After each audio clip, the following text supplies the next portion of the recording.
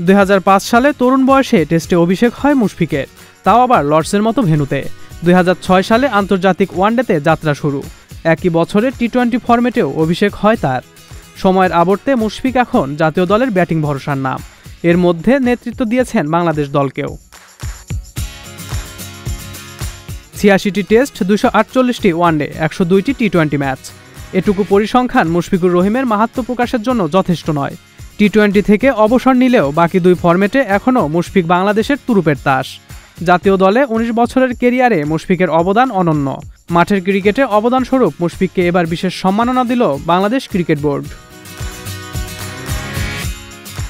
দেশের ক্রিকেটে বিশেষ অবদানের জন্য মুশফিককে 10 লাখ টাকা উপহার দিয়েছে বাংলাদেশ ক্রিকেট বোর্ড। মুশফিককে বোর্ডের এই স্বীকৃতির পেছনে আছে বিশেষ কারণ। সম্প্রতি আন্তর্জাতিক ক্রিকেটে 14,000 রানের মাইলফলক স্পর্শ করেছেন মুশফিক। একই সাথে একদিনের আন্তর্জাতিক ক্রিকেটে 7,000 ও টেস্টে 5,000 রান। আর এসব কীর্তির জন্যই মুশফিক পেলেন বিসিবির পুরস্কার। তবে মুশফিককে এই সম্মাননা দেওয়ার বিষয়টি নিয়ে বেশ আলোচনা সৃষ্টি হয়। যদিও বিসিবি বস নাজমুল হাসান পাপন বলেছেন, মুশফিকই প্রথম এবং শেষ।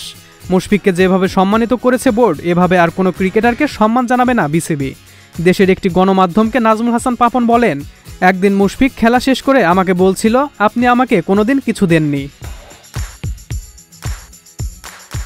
এটা শুনে আমিও চিন্তা করে দেখলাম, আসলে ওকে তো আমি কোনোদিন আলাদা করে কিছু দেইনি, সেজন্য ওকে দেয়া হয়েছে।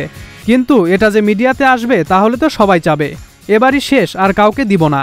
এই প্রসঙ্গে গণমাধ্যমকে বোর্ড সভাপতি বলেন, তামিম, সাকিব, মুশফিক, মাহমুদুল্লাহ, মাশরাফি এরা হচ্ছে বাংলাদেশের ক্রিকেটের প্রাণ। এর আগেও অনেক ছিল, এখনও আছে, কিন্তু এদের একটা বিশেষ ব্যাপার আছে, তাই মনে হয়েছে ওদের জন্য কিছু করা উচিত। বিসিবি বসের এই মন্তব্য ঝড় তুলেছে সোশ্যাল মিডিয়ায়। অনেকেই মনে করছেন মুশফিককে জুতা মেরে গরু দান করেছে নাজমুল হাসান পাপন।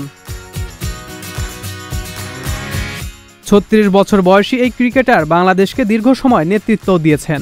একই সাথে 3 ফরম্যাটে দলকে নেতৃত্ব দেওয়ার কৃতিত্বও তার আছে। গত বছর টি-20 বিশ্বকাপের প্রাক্কালে টি-20 ফরম্যাট থেকে অবসর গ্রহণ করেন মুশফিক। যদিও বাকি দুই ফরম্যাটে এখনও দাপটের সাথেই খেলে চলেছেন তিনি। এবছর ভারতে অনুষ্ঠিতব্য ওয়ানডে বিশ্বকাপেও মুশফিককে পালন করতে হবে গুরুদায়িত্ব।